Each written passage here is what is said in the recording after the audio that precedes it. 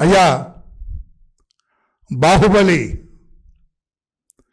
RRR, RRR, Pushpa, ఇవన్నీ కూడా 1500 కోట్లు 2000 కోట్లే సార్, 2000 కోట్లు సార్ సంపాదించింది. ఈ లిక్కర్ అవినీతిలో ఈ మేధావి టీం, ఈ అవినీతి సామ్రాట్ టీం, ఈ అవినీతి చక్రవర్తి టీం 18,000 కోట్లు సంపాదించారని మాకున్న సమాచారం సార్. ఈ సిట్ ఇవన్నీ కూడా బయటకు తీయాలి సార్. ఈ సిట్టు బయటకు తీసి భారతదేశానికే ఆంధ్రప్రదేశ్ ప్రభుత్వం మీ నాయకత్వంలో ఒక మోడల్గా ఉండాలి సార్. అవినీతి చేయాలంటే కంగారు పడాలి సార్, ఎంతటి వాడైనా కూడా. దయచేసి ఆ రూపేణా కూడా ఎంతంత ఎవరెవరు ఎంతంత తెల్లారేటప్పటికి మేడలు కొట్టేశారు. సైకిల్ మీద తిరిగిన వాడు ఇంఫాలా కారులో తిరిగాడు. ఎక్కడి నుంచి వచ్చినాయి వీటి కనుక చెప్పి కూడా ఇవన్నీ కూడా బయటకు తీయాలని చెప్పి కూడా నేను తెలియజేస్తున్నాను సార్. 5 ఏళ్లలో 99,000 కోట్ల రూపాయల మద్యం వ్యాపారం జరిగితే 18,000 కోట్ల రూపాయల దారి మళ్ళిందని చెప్పి టెంటేటివ్గా మాకు తెలుస్తుంది. ప్రజల సొమ్ము కాదా సార్? నేను ఒక్క ప్రశ్నకు సమాధానం చెప్పగలరా మీరు? వైకాపా నాయకులారా, వైకాపా పెద్ద, వైకాపా చిన్న, పైనుంచి కింద వరకు నేను అడుగుతున్నా. అంబటి రాంబాబుని అడుగుతున్నా, ఆ గోడ మీద పిల్లి లాంటి రాజమండ్రిని అడుగుతున్నా. భారతదేశం అంతా కూడా ఆన్లైన్ పేమెంట్ జరుగుతూ ఉంటే ఒక్క ఆంధ్రప్రదేశ్ రాష్ట్రంలో జగన్ ముఖ్యమంత్రిత్వంలో ఈ మద్యం లావాదేవీల్లో నో ఆన్లైన్. దానికి కారణం ఏంటి చెప్పగలరా? నేను ఛాలెంజ్ చేస్తున్నాను ఈ రోజున. మీరు సమర్థించుకుంటే నా తప్పని ఒప్పుకుంటా. ధైర్యం ఉందా? ఆయనకు కానీ, ఈయనకు కానీ, ఆయనకు కానీ ఎవరికైనా ధైర్యం ఉందా? బ్రదర్స్, ఈడీ ఎప్పుడైతే రంగంలోకి దిగిందో, ఈడీ ఎప్పుడైతే కోర్టులో పిటిషన్ వేసిందో అనకూడదు, సారీ నన్ను క్షమించాలి, సారీ నన్ను క్షమించండి, నేను వరలరామయ్య వాడకూడదు ఆ భాష, కానీ తెలియాలి అందరికన్న ఉద్దేశంతో. ఇది ఎప్పుడైతే ఈడీ కోర్టులో పిటిషన్ వేసి కసిరెడ్డి స్టేట్మెంట్ రికార్డ్ చేయాలి ఎలా వాజ్ అన్నదో, కింద నుంచి పైకి, పైనుంచి కిందకి, కంటికి నిద్ర లేదు, ఒంటికి సుఖం లేదు, పంటికి తిండి లేదు. ఇది ఈ రోజున పరిస్థితి. అందుకే కడుపు సరిపడే తినాలరా బాబు. ఎంత తింటే మీవాడు ఎక్కడున్నాడు? బంగారం కమోడోడు ఎక్కడున్నాడు?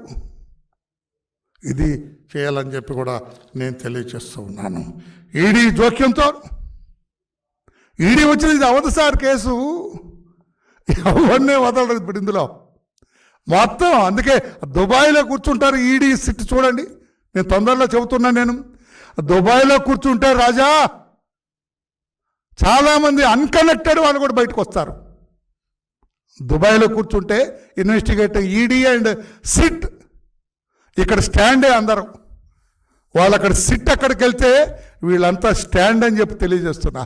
అందరు మాకొద్దు రాజకీయం, క్షమించండి అని చెప్పలేసుకుంటారు. ఇక పనికిరాని పత్రికలు కూడా రాయటానికి ఉండదని చెప్పి కూడా నేను తెలియజేస్తున్నాను. నేను ఎంతండి, నేను మీ అందరికి గుర్తుందో లేదో, అధికారంలో ఉన్నప్పుడే, జగన్ గారు అధికారంలో ఉన్నప్పుడే ఈ మద్యం రవాణా సిస్టమ్ గురించి నేను ఒకరోజు ఎక్స్ప్లెయిన్ చేశాను.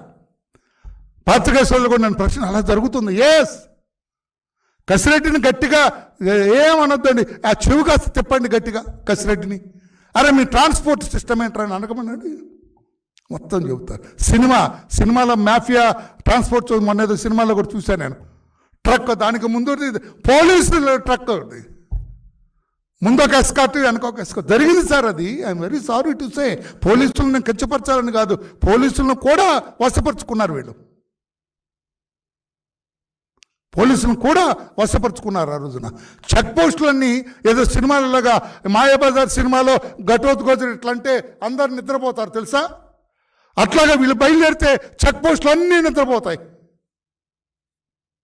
చెక్ పోస్ట్ ఇక్కడ బయలుదేరిన చెక్ పోస్టులో నోట్ అవ్వాలి కదా సార్, ఉండదు.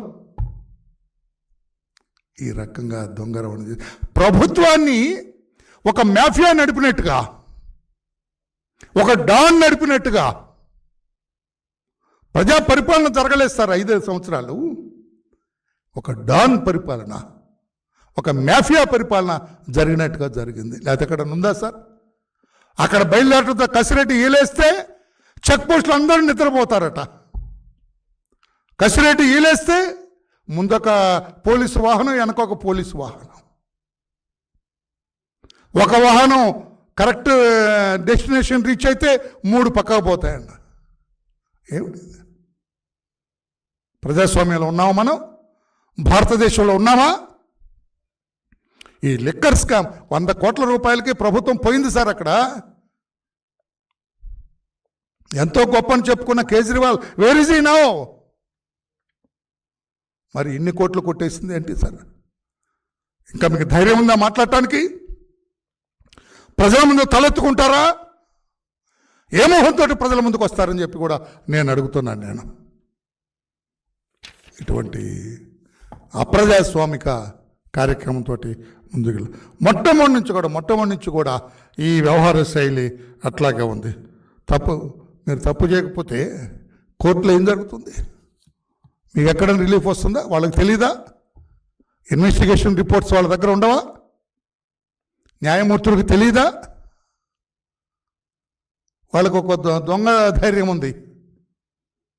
ఆ బంగారు కమోడ్లు ఆయన ఎట్లా చేసుకున్నా అట్లా చేసుకోవచ్చు అనుకుంటున్నారు. భారతదేశంలో ఇంకా న్యాయ వ్యవస్థ అదే రీతిలో కానూన్ కా హాత్ బహుత్ లంబీ అంటారు, అదే జరుగుతుంది తప్పితే మీరు న్యాయ వ్యవస్థని ఇంకా వ్యవస్థని మీరు చేయలేరని చెప్పి కూడా నేను తెలియజేస్తాను. ఇప్పుడు కూడా వ్యక్తుల పేరు నేను ఏమిటి చెప్పట్లా, వ్యవస్థల గురించే మాట్లాడుతున్నాను నేను. అప్పుడు ఎట్లా ఉంది? చంద్రబాబు నాయుడు గారు ముఖ్యమంత్రి అయిన తర్వాత ఈ వ్యవస్థ ఎలా ఉంది? అవినీతి రహితమైన వ్యవస్థ. ఈనాడు చంద్రబాబు గారి నాయకత్వంలో నడుస్తుంటే, కూటమి ప్రభుత్వం నడుస్తుంటే అవినీతిమయం, ఎవరివేర్ అవినీతి. ప్రతి చోట అవినీతి జగన్ హయాంలో. ఎట్లా ఇది చేస్తారు? ఎలా చేస్తారని చెప్పి కూడా నేను అడుగుతున్నాను. నేను ఇటువంటి దొంగ సొమ్ముతోటి అది నాకు అర్థం కదా. ఈ సొమ్మంతా ఎక్కడ దాచారా మీరు? కోట్ల రూపాయల సొమ్ము మీరు ఎక్కడ దాచారు? ఈ కోట్ల రూపాయలు మీరు ఎట్లా, వాట్ ఈజ్ హైడింగ్ అవుట్? ఆలోచన చేయండి అని చెప్పి కూడా వీళ్ళందరికీ నేను తెలియజేస్తున్నా.